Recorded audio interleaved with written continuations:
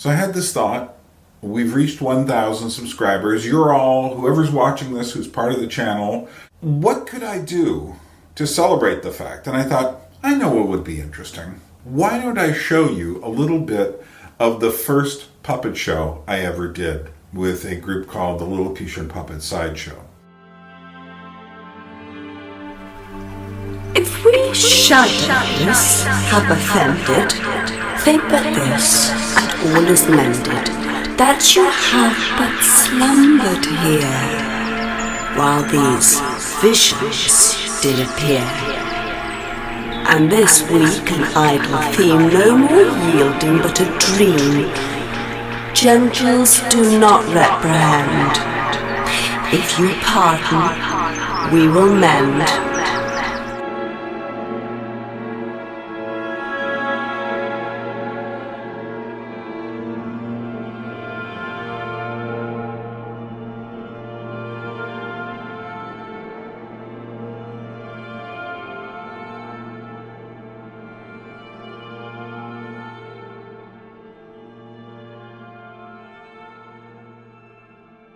Greetings and welcome to Gravity from Above. This is Byrne Power, and I've been working on this documentary for quite a while, a documentary about puppetry in Europe.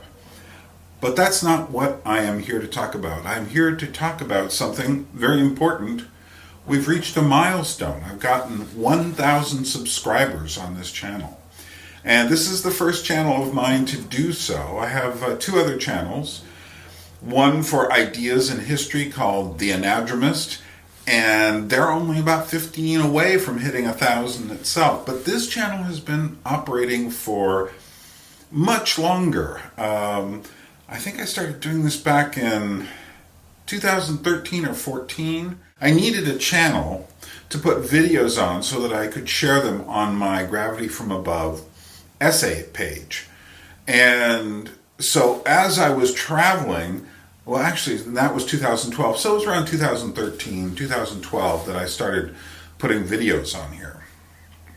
But at first it was just little snippets of things. And over time what's happened is this channel has developed into the channel which is for documents.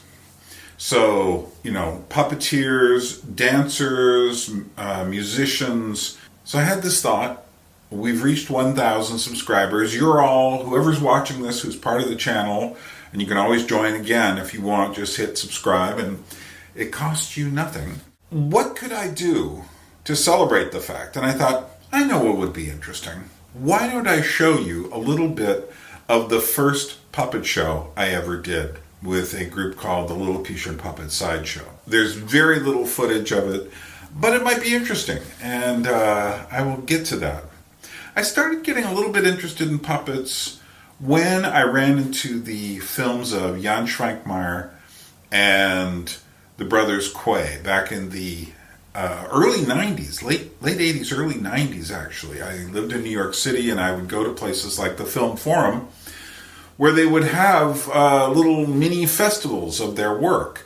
And I was impressed by both of them. Eventually, before I left Alaska, I got videos, pretty primitive by today's standards, videos, VHS tapes of both of their works.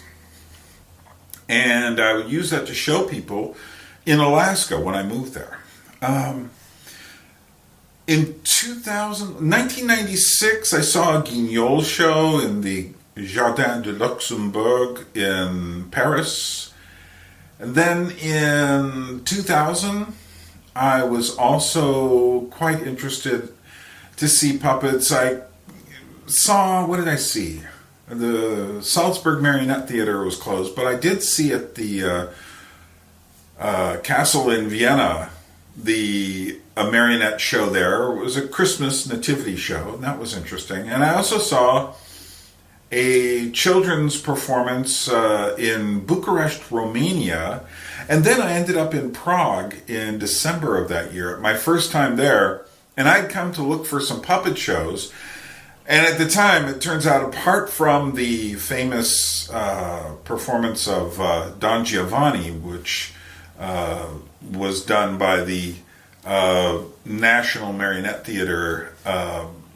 I saw stuff that was puppetish, but didn't really see a puppet show. But I knew there was more there. I just didn't know how to find them yet. In 2000, the internet was still pretty primitive as far as what you could find. And I remember having the experience of arriving there late at night and walking from my extremely cheap, extremely close to the center of town. I mean, try to do that today. Close to the old town square.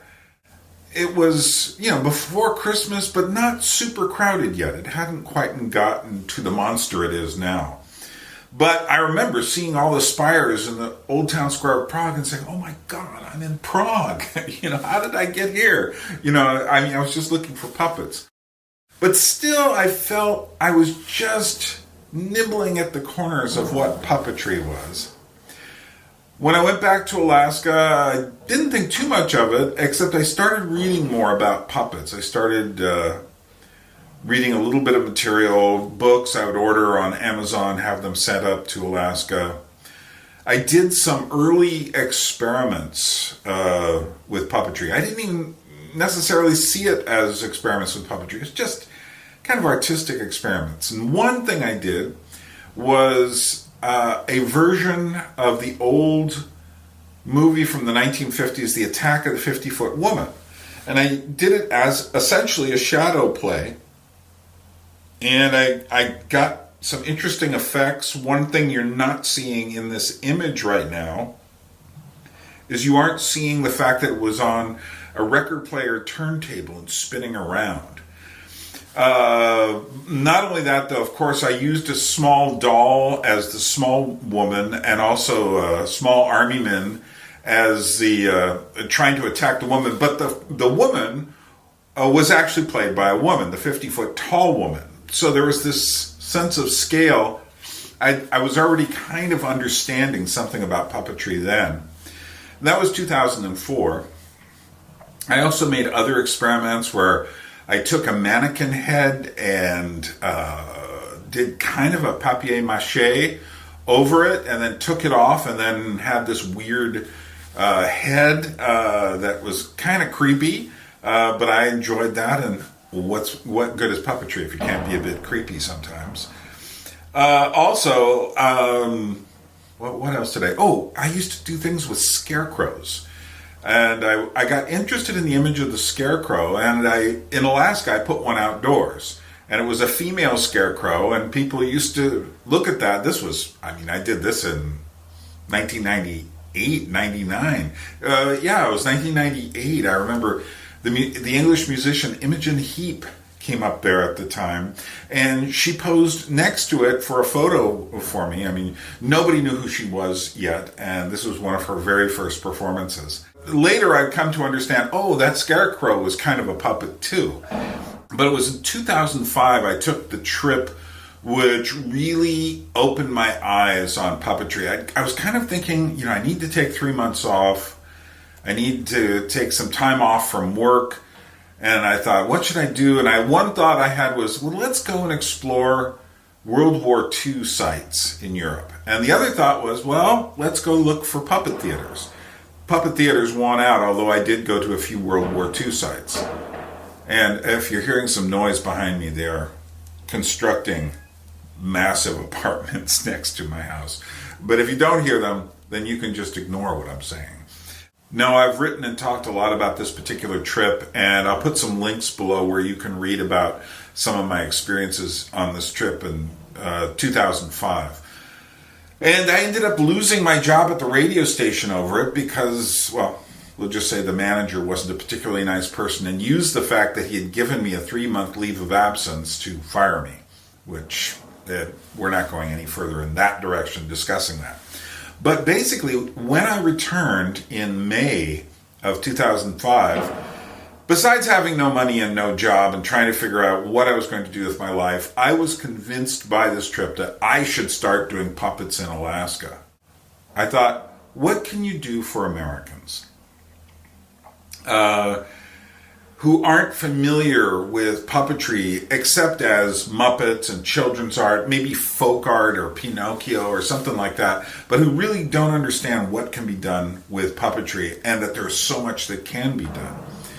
And I thought to myself, well, first of all, I cannot do the kinds of shows I've seen in Europe, the kind that really made me say, oh my goodness, puppetry is such an art form.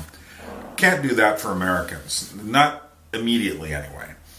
So I thought, okay, well, let's do something where, and then I had a second problem.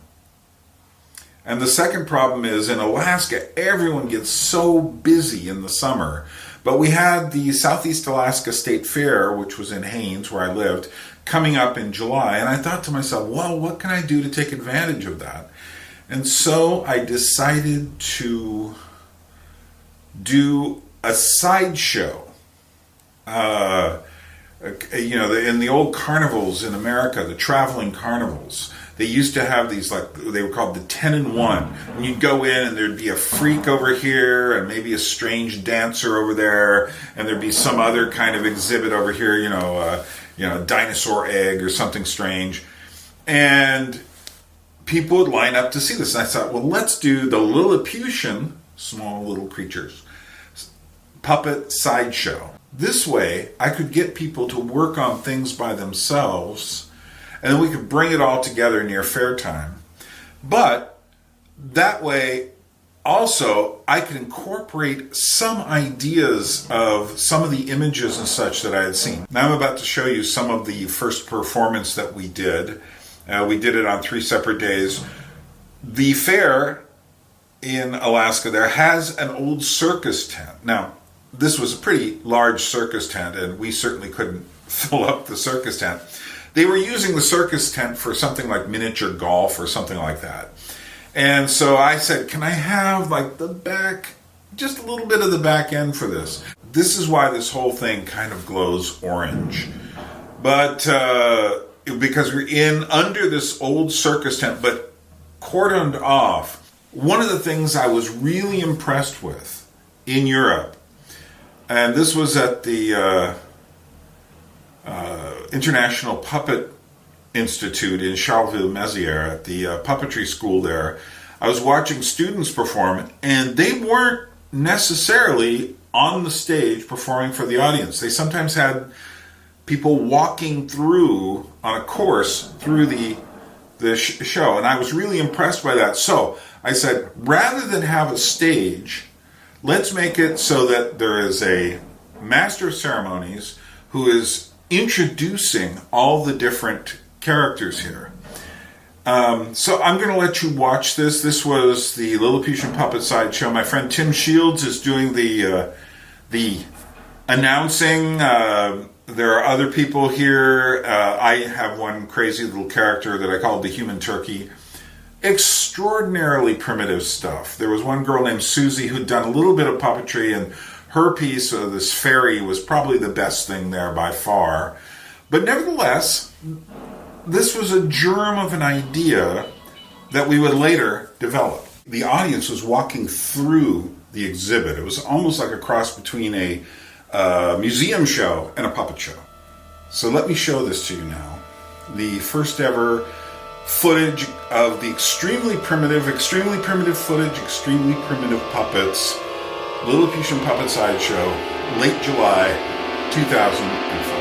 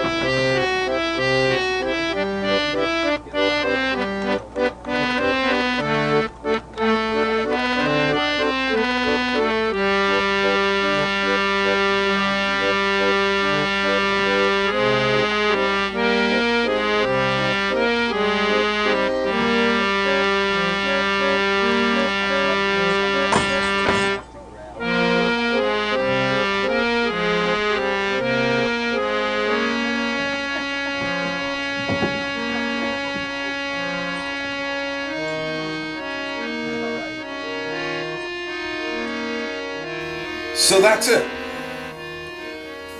Actually, I do have some of the audio recordings from that, and there is a bit more footage. And what I'm going to do a little bit later in the year is assemble this footage as well as other footage from I want to essentially give you a history of our little puppetry experiment in Haines, Alaska.